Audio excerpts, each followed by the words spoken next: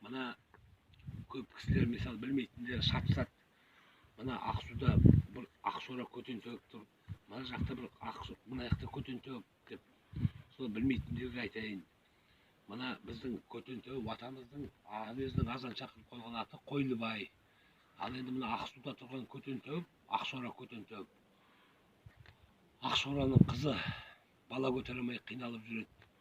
Содан бір емші кісіге барса, емші кісі айтады, сен мына Көтентөбе ватан басына лепсіге барып, түнеп тілеу дейді. Содан осы атаның басына келіп, тілеу тілеп жатпаймыз, Ақсораның қызы. Сөйтсе, ата түсіне көріп аян береді.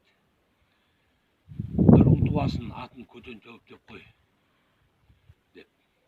Содан үйіне келеді, үйтеді, екі қабат болады, ұл туады. Содан ата айтқандай атын Ақсора Көтентөбе деп қояды. Содан жігіт болып өсіп шыққаннан кейін, жаңағы қасиетті болып шығады ол жігіт. Жаңағы мына бір ауру шығады, оба деген.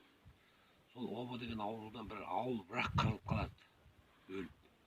Сонда жеті үйден жеті өлікті тірілткен дейді. Аттың үстінде тұрып, қамшымен сабап тұрғызып алған дейді, жеті өлікті. Жеті өлікті тұрғызған. Содан бір тышқақ ауру шығады. Жаңағы мына коронавирус сияқты. Жаңағы адамдардың шөтеді күнде өліп қалады, шөтеді күнде өліп қалады. Сонда бәленбай мың адамды емдеп алып қалған дейді сол кісі, сол аурудан, жаңағы шөткен аурудан. Шөппен емдеп. Жаңағы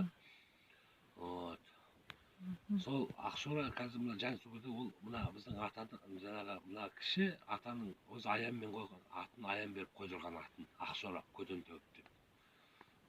Ол кісінің өзінің нақты аты, азан шақырып қойған аты Ақсора Көтентөбе.